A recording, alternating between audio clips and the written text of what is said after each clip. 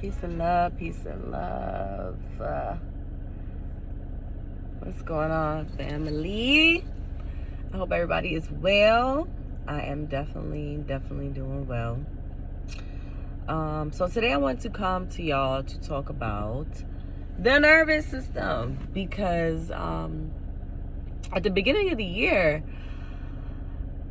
the thought that came to me was, I normally don't do New Year's resolutions and goals and stuff like that. But this year, I said at the top of the year in January that my goal, not even for this year, because, January is really not the new year, right? But my goal going forward in life, especially after all the things that I've been through in 2025, is to heal my nervous system, right? And so that was in January. I had a breakup in January. I broke up with my ex, and so, I was kind of focusing on that and just like figuring out, what everything is going to look like going forward. But it's still in the back of my head, I knew that I need to start, regulating my nervous system. I knew that my nervous system was in overdrive.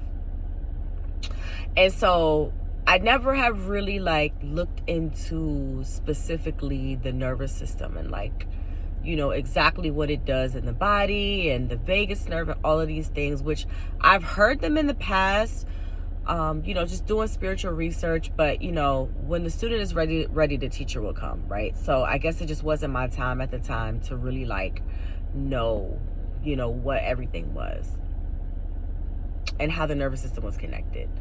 So this video isn't necessarily to talk about the nervous system. I do want to come back and do an in-depth video on the nervous system and the different components of the nervous system and all of that good stuff. But just know that the nervous system is our central command center. It is like our internal motherboard, basically. It's what makes us human. Aside from your soul, your nervous system is what makes you human, meaning it's the center of where your connection is to your environment, your stimuli, meaning what stimulates you around you, your family, your home, your school, your neighborhood, your city, your country, that regulates. That is how you react to that, is how your nervous system will then in turn regulate your body, right? Your avatar. And so basically, with that being said, it was only about maybe 2 months ago when I started doing in-depth research and looking into my natal chart. I actually had a reading back in January for my birthday. I had a professional astrological reading of my chart, and it did, in fact, that reading talked about regulating the nervous system, but not in the way that I'm going to explain it today, right? So basically, the exact placement where I wanted to focus on with actually regulating my nervous system was my Chiron in Taurus, which Chiron is currently moving into Taurus, which subsequently is aligned with me wanting to start on working on my nervous system, because now I'm going into the time of the wounded healer and coming into the truth of that placement. We just came out of Chiron in Aries, right? And so Chiron in Taurus is basically healing your value, what you find valuable, how you feel your value shows up in the world, and how you feel other people should in turn value you based on how you value yourself, right? Taurus is also about materialistic things, because of course Venus is the ruler, food, shelter, stability, safety, in the sense of like structure, because remember, Taurus is fixed, right? It's a fixed feminine sign, again, ruled by Venus. So all things Venus, all things Taurus, being an earth sign, have to do with, you know, stability, right? Most Tauruses that you know, and my moon sign is Taurus as well. So these are my two Taurus placements in my chart, is my moon in Taurus and my Chiron in Taurus, okay? And y'all know most Tauruses, you know, we love luxurious shit. We love a luxury life. You know, we love nice fabrics and nice jewelry and nice perfume and a nice expensive 5-star dinner. You know, we love the spa and just anything of pampering, right? Because for a Taurus, pampering yourself is a reflection of, you know, number one, your hard work and your diligence to your craft, you know. That is Taurus. And so Taurus is very crafty, by the way, very resourceful. Earth sign, okay? But that earth sign loves to indulge into the pleasures of life, right? Yes, that is me. I love to indulge in the pleasures of life. You know, including, you know, drinking occasionally, and, you know, I love to smoke and things of that sort. And so, you know, I love shrooms. So it's like, you know, the feeling of not necessarily detachment, but the feeling of being in the body, you know, actually experiencing the body in its most rawest form. Because remember, Aries is the I am. It is the thought. It is the divine spark that creates life, creation. It is the beginning of the end, as the end is the beginning. And so Taurus, with Aries being of the mind, Taurus is the body, you know, the as above, so below. And so I am very much healing what creates my value, but also like what I find to be valuable as well. And especially after my journey in Arizona, which for y'all that have been following me, you know that I left for Vegas in 2020 and then I ended up in Arizona in 2021 and spent 5 years there on the West Coast until my mother passed back in August of 2025, which is what brought me back to Maryland. And so, you know, in Arizona, like, you know, things were stripped from me. You know, I was living, like, I was living very feral.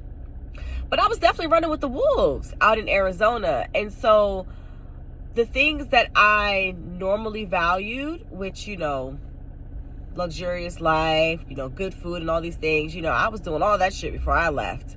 And, you know, when I left from my comfort zone, when I left from the place that I knew, which was the East Coast, Maryland, you know, but the East Coast, I found myself a fish out of water, you know? And so I didn't even realize in Arizona how dysregulated my nervous system got, because, you know, I went into survival mode, forgetting about how divine I truly am, you know? And just to kind of take it a little bit further, Phoenix, specifically that area, if you're into astrocartography, my Saturn line is in fucking Phoenix.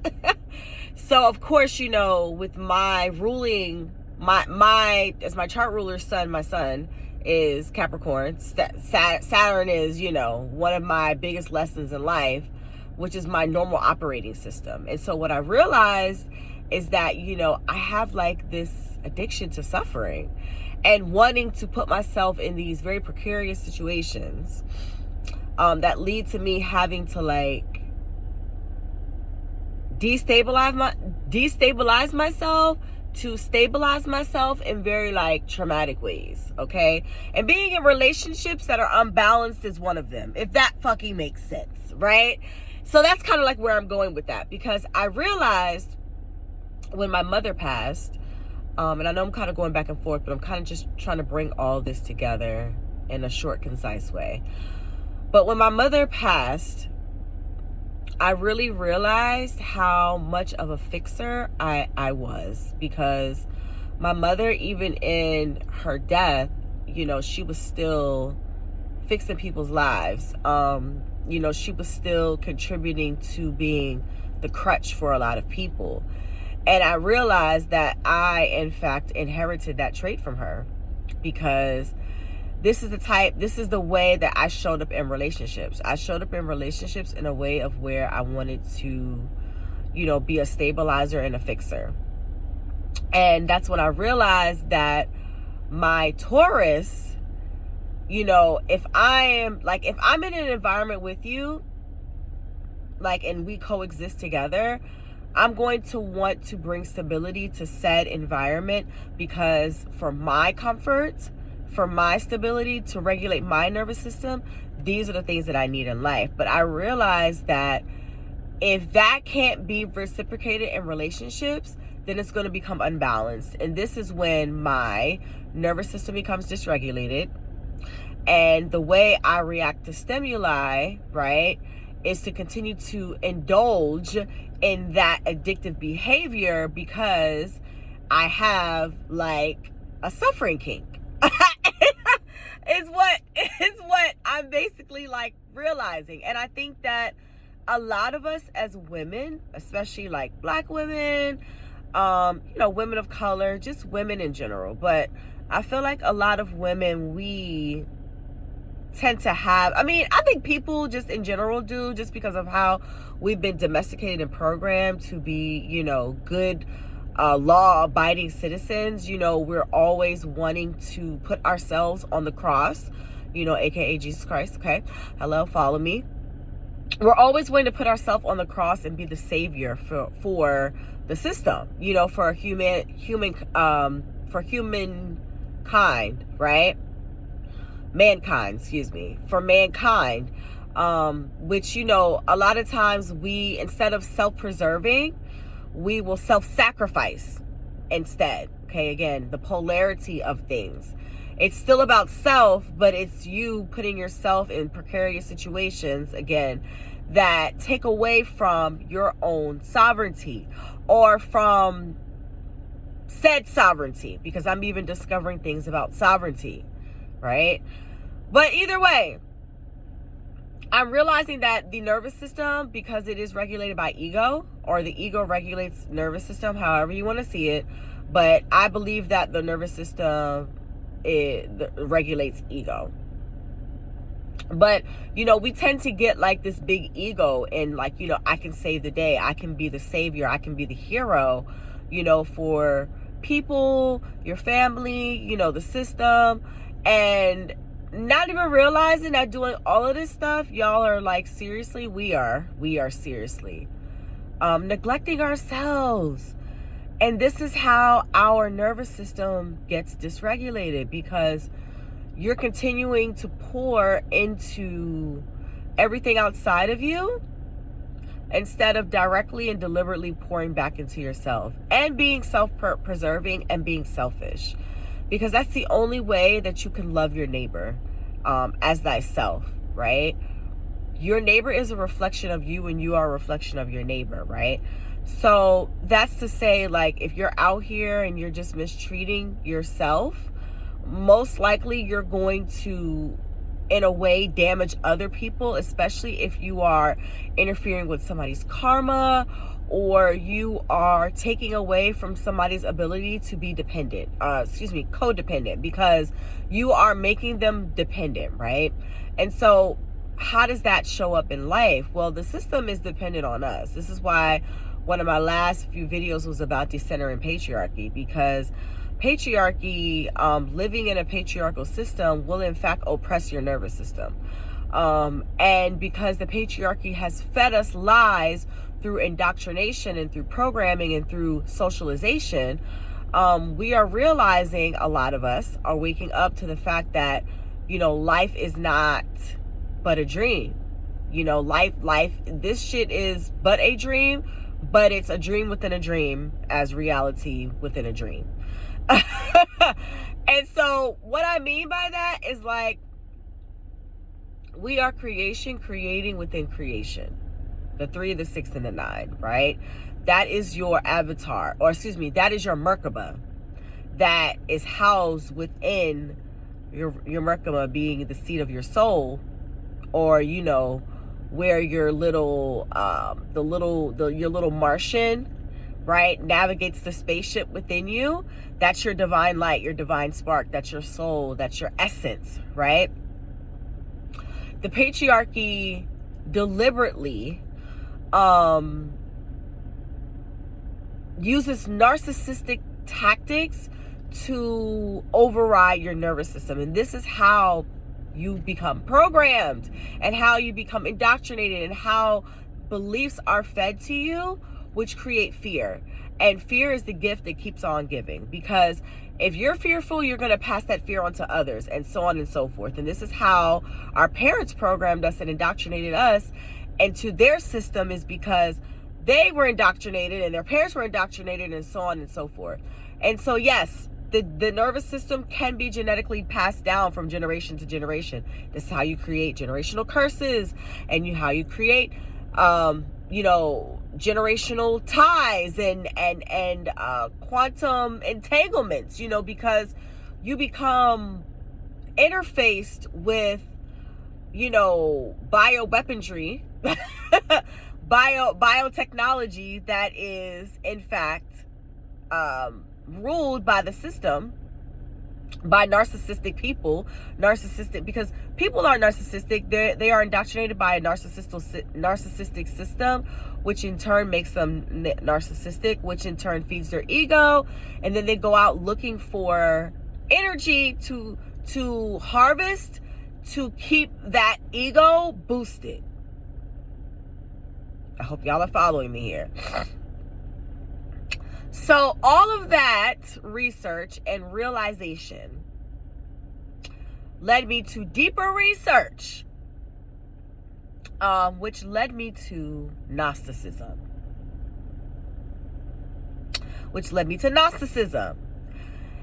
And I'm like, okay, the nervous system, obviously, as within, so without.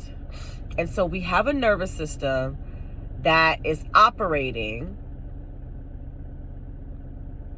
on a daily basis, because our nervous system never stops interfacing with our stimuli, which is what is going on around us, because we are always taking in the world, right?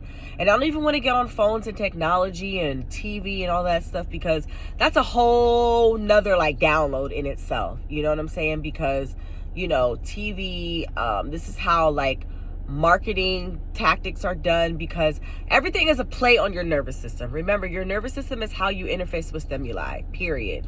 So if you see a picture of a donut and you're supposed to be on a diet, and you're interfacing with that picture of the donut because, again, you're on a diet and you are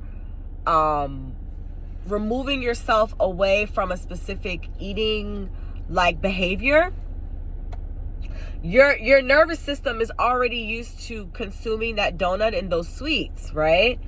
And so, of course, we have parasites in our body too. And the parasites, they interface with the nervous system as well. That's another whole download as well. But I'm just giving you an example here, right? Your mind is gonna say, okay, I want the donut, but then your other mind is gonna say, you're not. Your gut is your first brain. Your gut is gonna say, I want the donut. But then your brain, your head, is gonna say, nah, I don't want that donut because I'm supposed to be on a diet. And then your nervous system starts to go into overdrive, because now you're stressing about eating just the donut, just the fucking donut, not even no big shit. But this is what I mean by your nervous system is always responding to stimuli, no matter what, okay? But yeah, so back to what I was saying. So that led me to Gnosticism. And literally, I've been telling myself this year too that, I want to get into Buddhism, and I want to start seriously practicing some alternative like lifestyle that is going to help regulate my nervous system. So Gnosticism.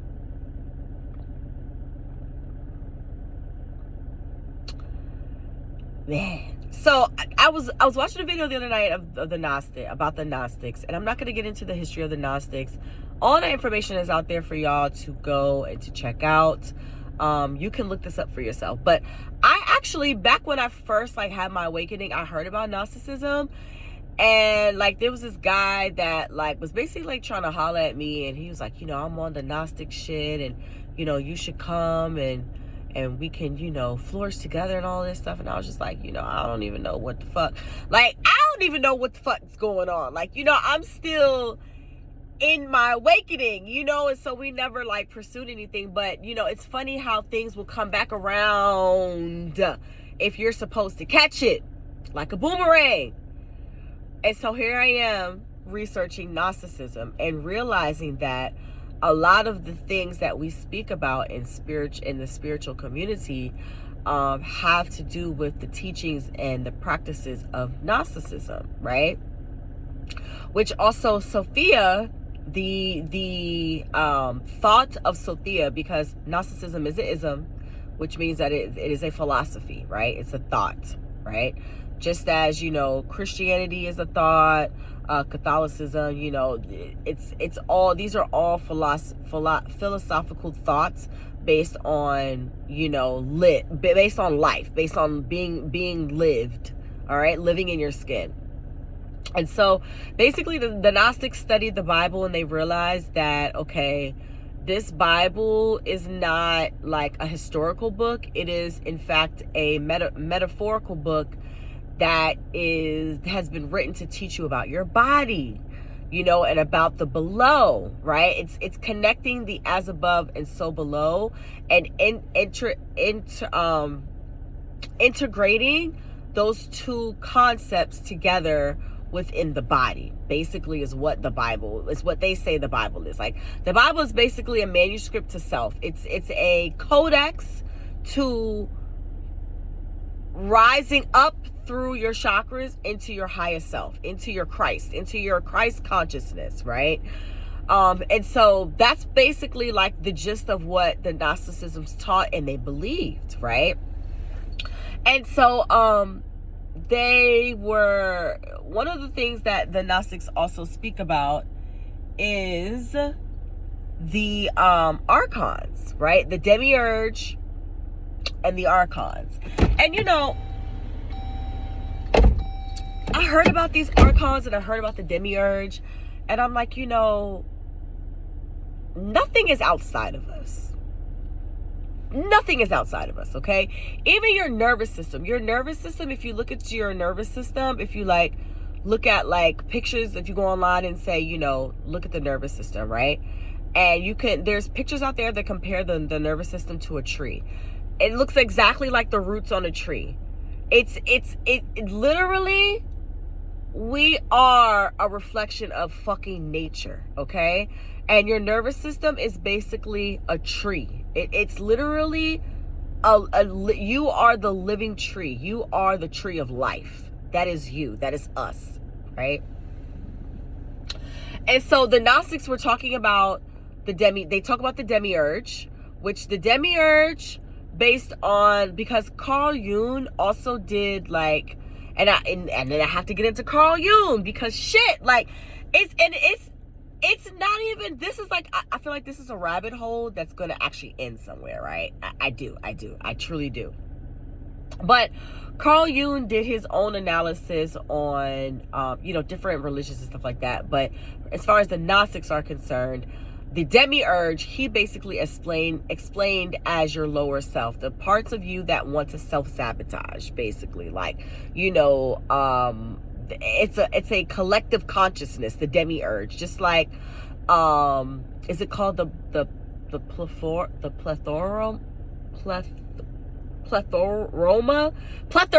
I can't say that shit. Plethroma. I think that's the name of the Gnostics called like heaven plethroma, which is basically like a collection of unconscious souls that are waiting to like incarnate. You know what I'm saying? It's like a collective consciousness of higher energy, of higher consciousness, basically. And that they said that that's where Jesus came from, right? Okay. So anyways, or the consciousness of Christ, that's where it came from. Okay.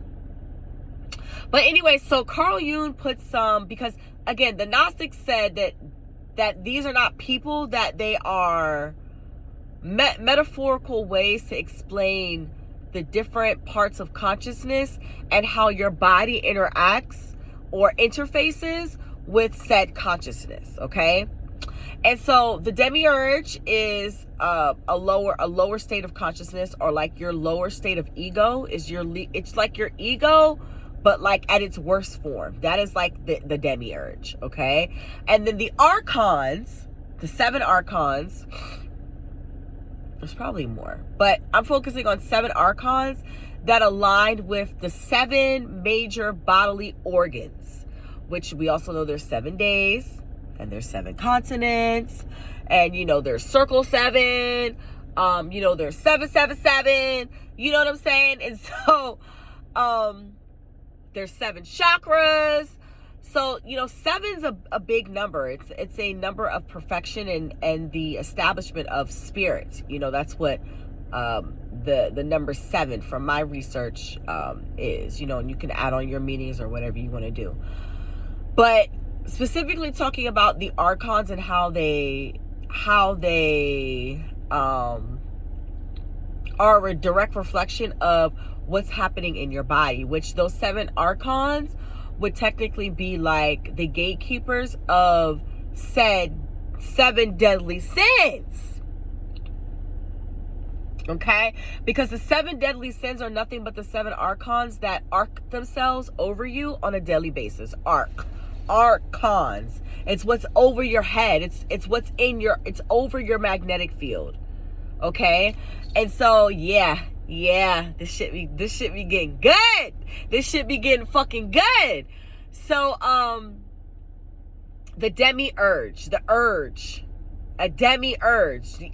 to do something. Everything that we do on a daily basis is based on the urge, the need, the urgency to do. Like, that's the system that we live under. We live under a demi-urgency system that interfaces with you on a daily basis through narcissistic systems or narcissistic technology that in fact overrides your nervous system to make you do what they want you to do on a daily basis. They've created robots, they've created zombies through the nervous system, through the shutting down of the nervous system. And they start with when you're born. This ain't no, oh, we'll get them when they get older. They gotta program you early. So they do it as soon as your mother finds out that she's pregnant. Because she's already been programmed to operate a certain way when it comes to children, when it comes to how to take care of herself medically as a pregnant mother.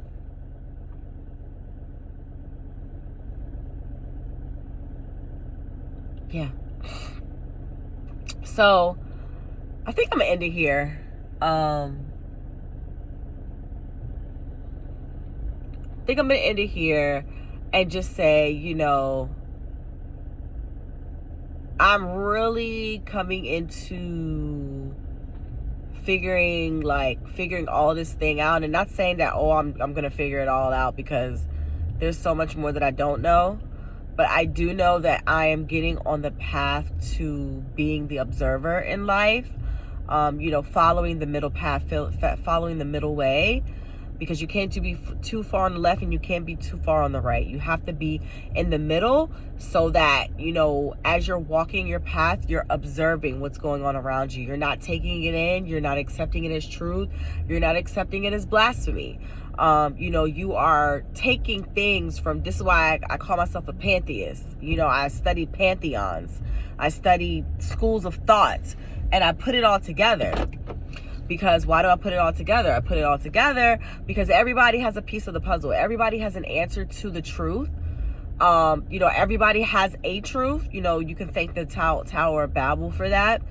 But every nation, every culture, every race, every person has a truth that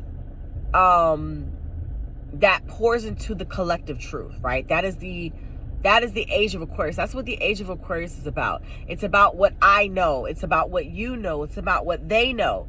It's about what she knows. And then you perfect your knowledge, your gnosis, and then you come in as a collective, and we can share what we've learned as a group together so that we can empower each other and we can uplift each other so that we can continue on in life. Y'all, let me tell you, the goal was never to not participate, you know, and yes, we have a spiritual journey where we want to disassociate from the matrix, but the matrix is not going away. This shit ain't going nowhere. None of this shit is going anywhere. I'm sorry to tell you that none of this shit is going away. Things are only evolving and changing, and as they evolve and change, we must evolve and change as well. We must evolve and resurrect through our Jacob's ladder, which is our spinal cord, which is our kundalini, which is our chakras, which is our 7 archons, which is our nervous system. It comes back to us. We are here to save ourselves. That is why we were given the opportunity to be able to either exist in heaven or in hell within our own being. Heaven and hell are not a place. It's a state of consciousness, a state of mind. It's an energy. It's a frequency. So, with that being said,